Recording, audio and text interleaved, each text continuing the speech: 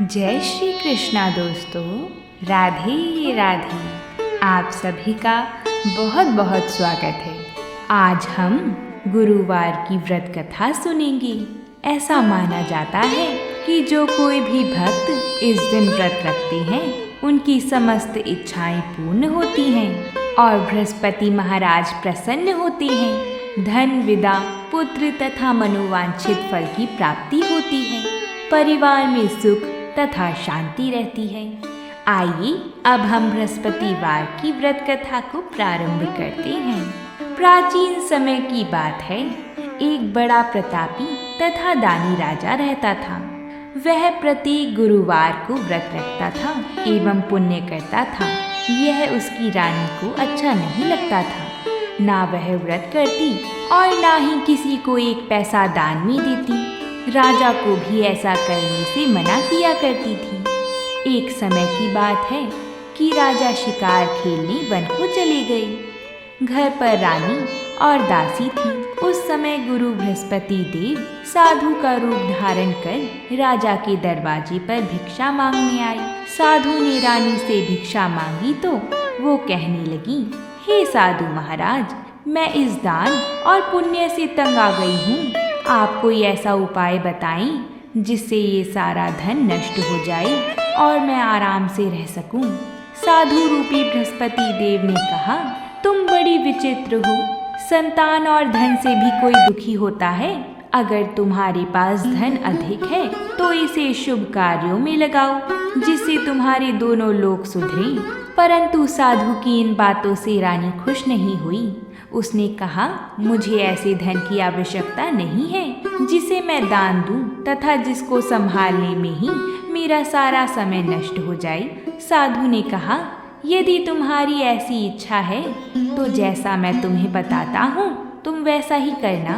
बृहस्पतिवार के दिन तुम घर को गोबर से लीपना, अपने केशों को पीली मिट्टी से धोना, केशों को धोते समय स्नान करना, राजा से हजामत बनाने को कहना, भोजन में मांस मदिरा खाना, कपड़ा धोबी के यहाँ धुलने डालना।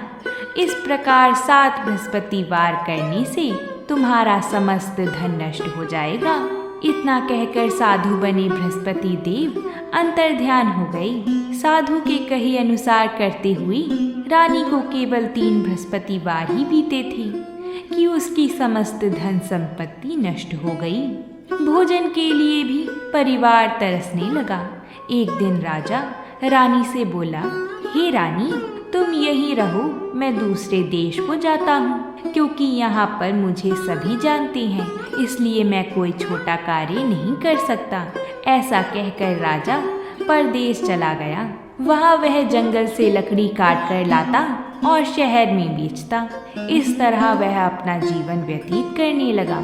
उधर राजा के बिना रानी और दासी दुखी रहने लगी। एक समय जब रानी और दासियों को 7 दिन बिना भोजन के रहना पड़ा तो रानी ने अपनी दासी से कहा, हे दासी, पास ही के नगर में मेरी बहन रहती है।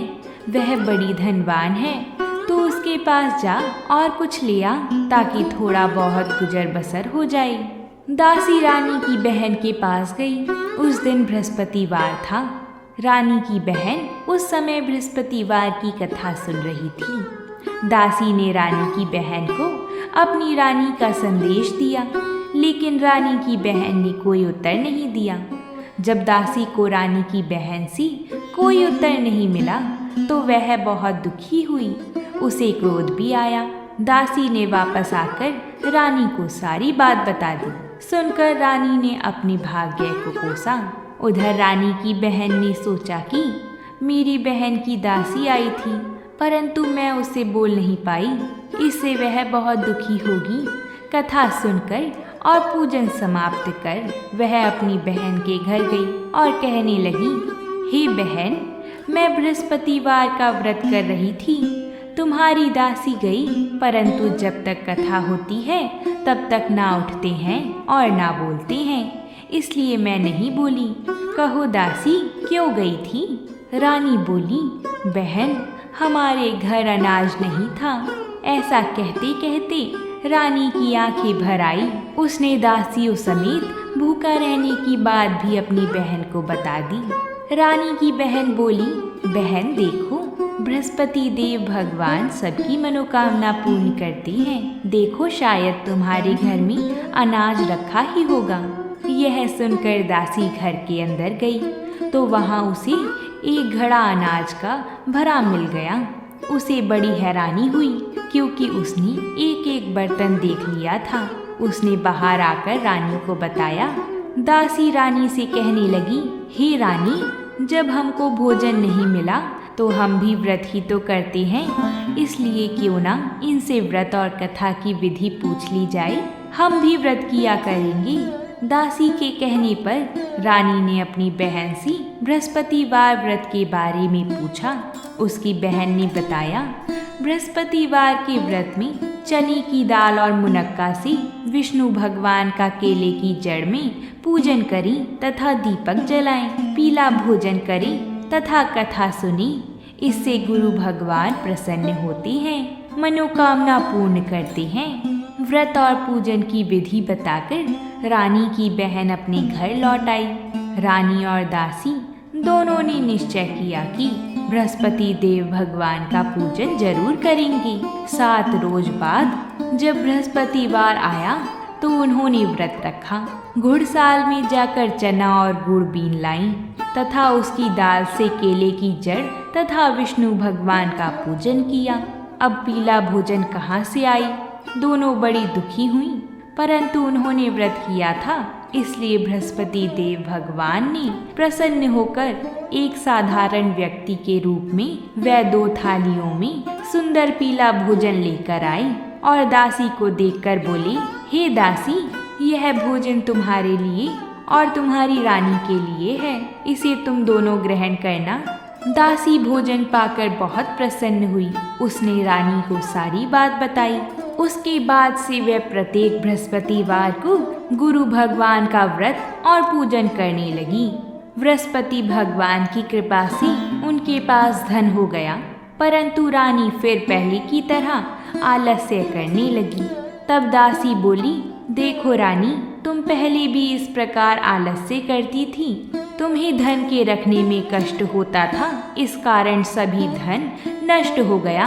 अब गुरु भगवान की कृपा से धन मिला है तो फिर तुम्हें आलस्य होता है। बड़ी मुसीबतों के बाद हमने यह धन पाया है, इसलिए हमें दान पुण्य करना चाहिए।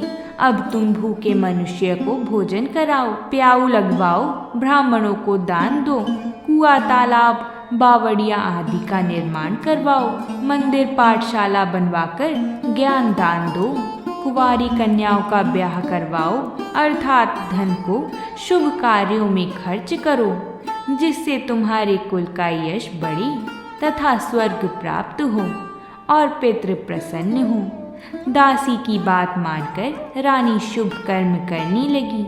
उसका यश फैलने लगा। अगर आपने यहाँ तक कथा को सुन लिया है तो वीडियो को एक लाइक ज़रूर कर दें। आपके एक लाइक से हमें और कथाएं लाने का प्रोत्साहन मिलता है। और अगर आप हमारे चैनल पर नए आए हैं तो चैनल को सब्सक्राइब करके हमें सहयोग करें। हम आप सभी के लिए ऐसी ही व्रतों से जुड़ी कथाएं लाते रहते हैं। एक दिन रानी और दासी आपस में विचार करने लगी कि ना जाने राजा किस दशा में होंगे, उनकी कोई खोज खबर भी नहीं है। उन्होंने श्रद्धा पूर्वक गुरु बृहस्पति भगवान से प्रार्थना की कि राजा जहाँ कहीं भी हो शीघ्र वापस आ जाएं। उधर राजा परदेश में बहुत दुखी रहता था। वह प्रतिदिन जंगल से लकड़ी बीन कर लाता और उसे शहर में बेचकर अपने दुखी जीवन को बड़ी कठिनता से व्यतीत करता था। एक दिन दुखी होकर अपनी पुरानी बातों को याद करके वह रोने लगा और उदास हो गया।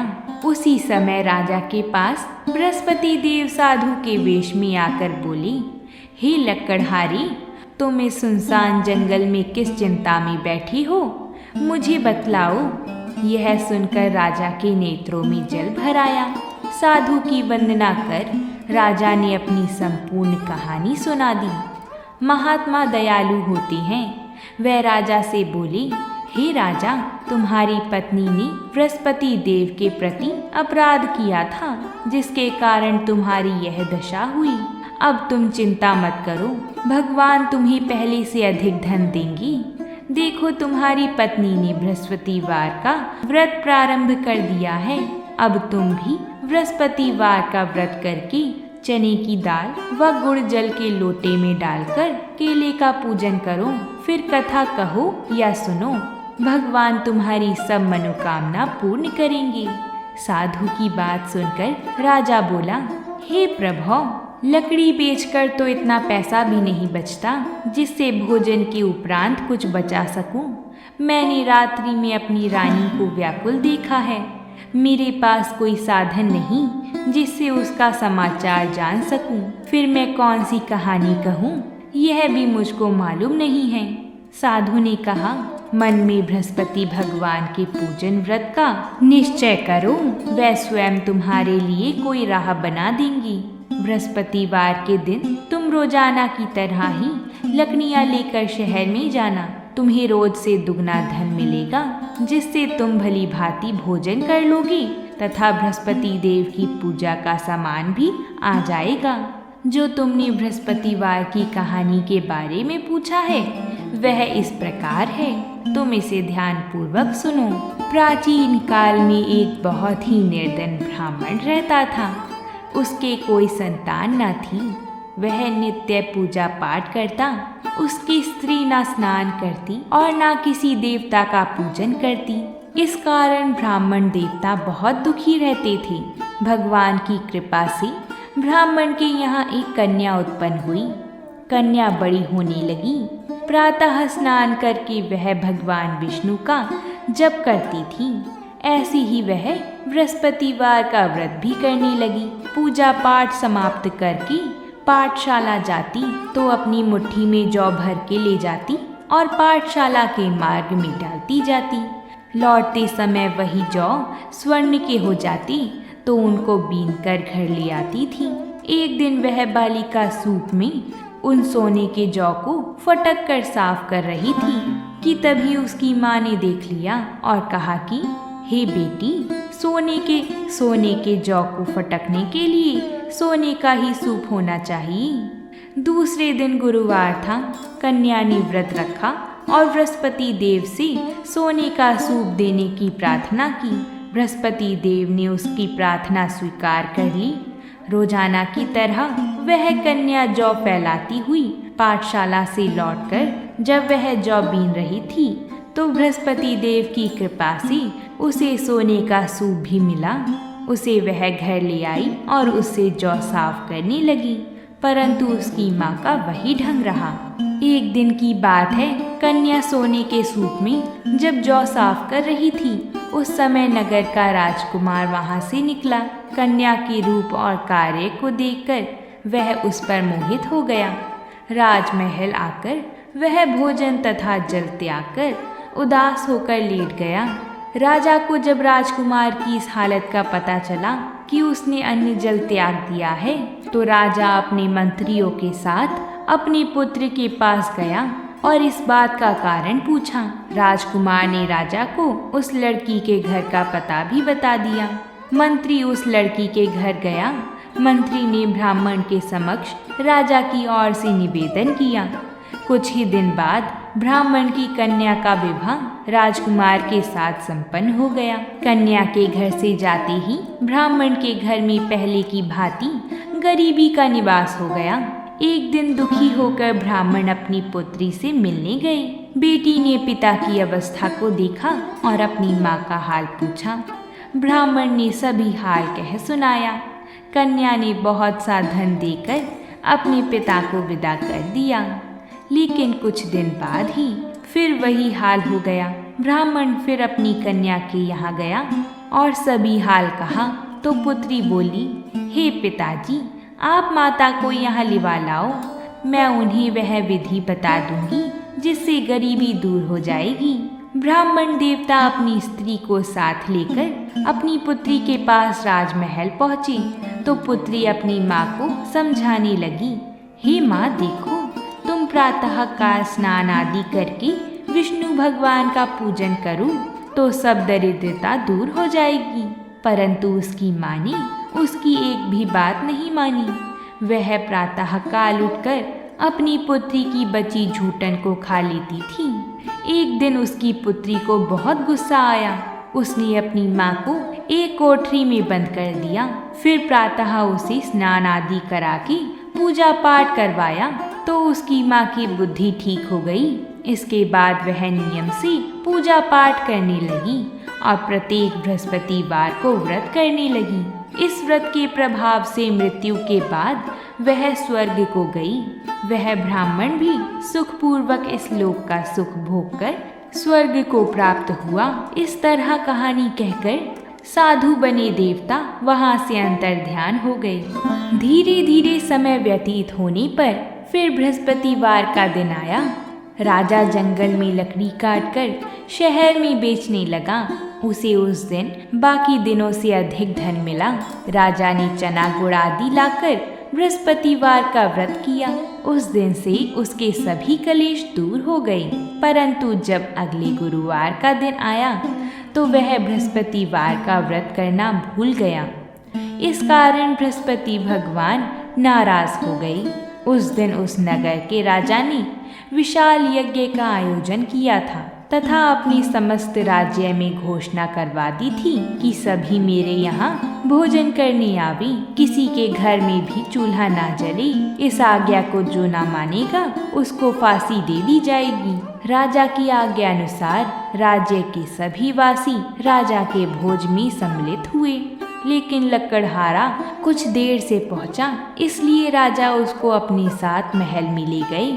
जब राजा लकड़हारे को भोजन करा रहे थे तो रानी की दृष्टि उस खुटी पर पड़ी जिस पर उसका हार लटका हुआ था। उसे हार खुटी पर लटका दिखाई नहीं दिया। रानी को निश्चय हो गया कि मेरा हार इस लकड़हारे ने चुरा लिया है। उसी समय सैनिक बुलवाकर उसको जेल में डलवा दिया गया। लकड़हारा जेल में विचार करने लगा कि ना जाने कौन से पूर्व जन्म के कर्म से मुझे यह दुख प्राप्त हुआ है, और जंगल में मिले साधु को याद करने लगा।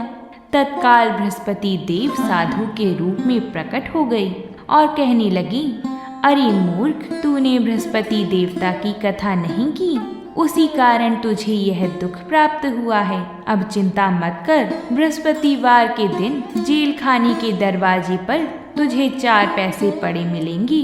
उनसे तू बृहस्पतिवार की पूजा करना तो तेरा सभी कष्ट दूर हो जाएगा।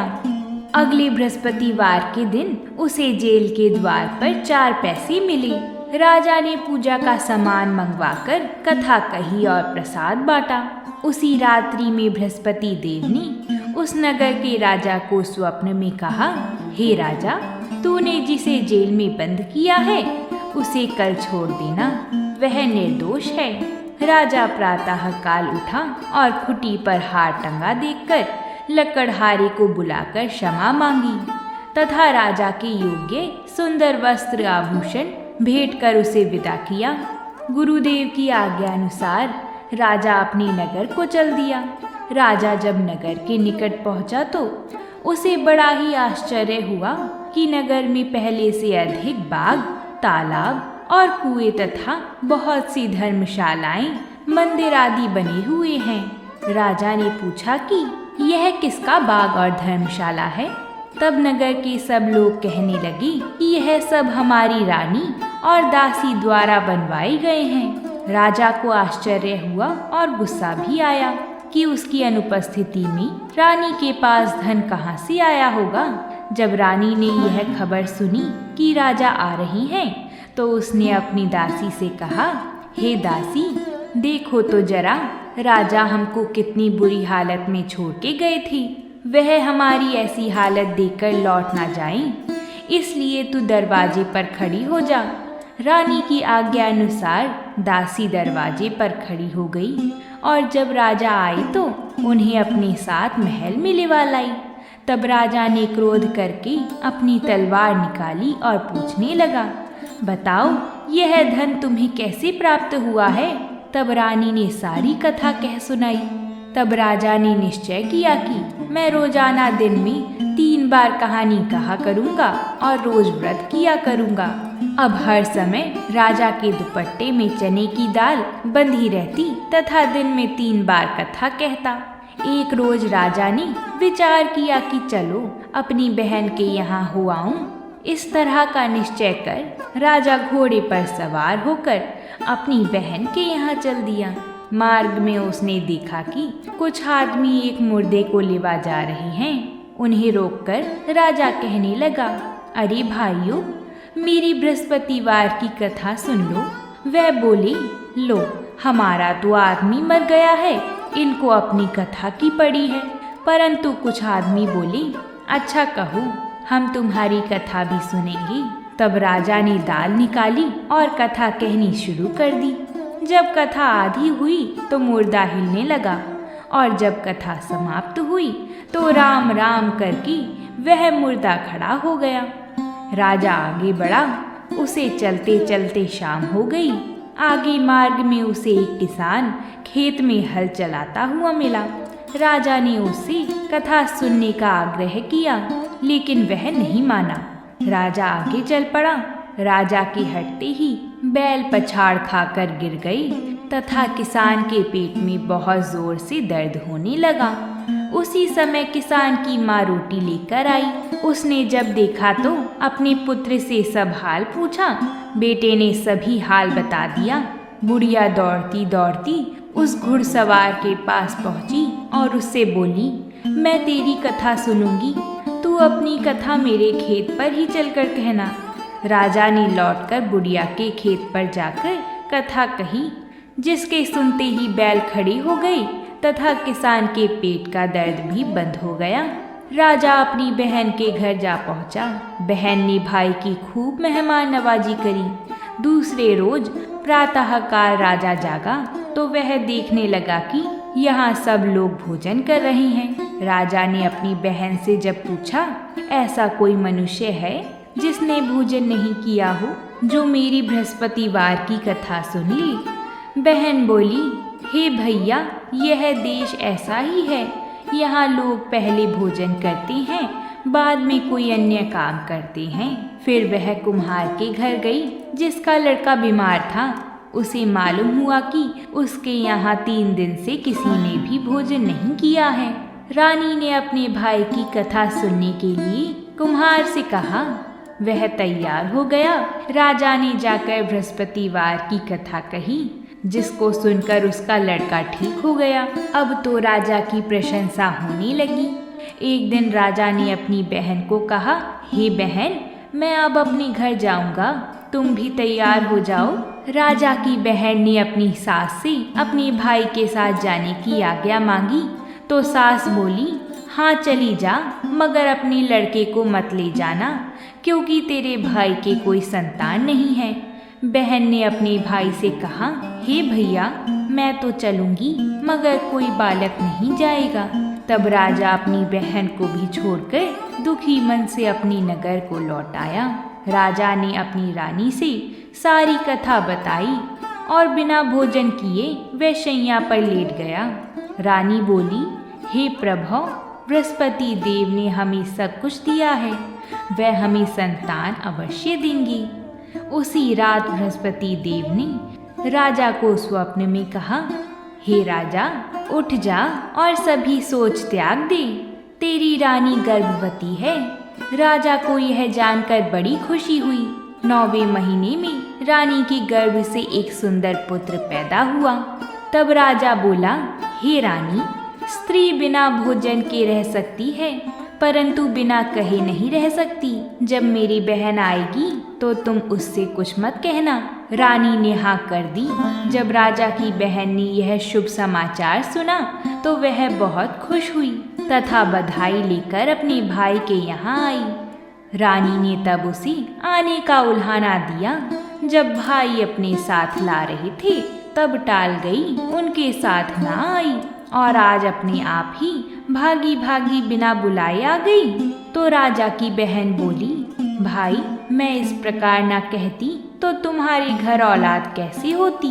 बृहस्पति देव सभी कामनाएं पूर्ण करते हैं। जो सद्भावना पूर्वक बृहस्पतिवार का व्रत करता है एवं कथा पढ़ता है अथवा सुनता है और दूसरे को सुनाता है, बृहस्पति देव उसकी सभी मनोकामना पूर्ण करते हैं, उनकी सदैव रक्षा करते हैं।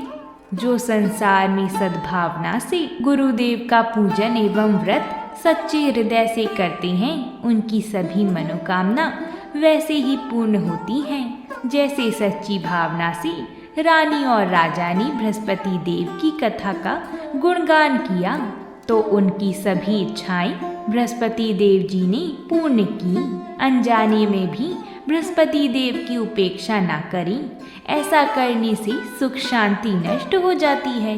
इसलिए सबको कथा सुनने के बाद प्रसाद लेकर ही जाना चाहिए। हृदय से उनका मनन करते हुए जयकारा बोलना चाहिए।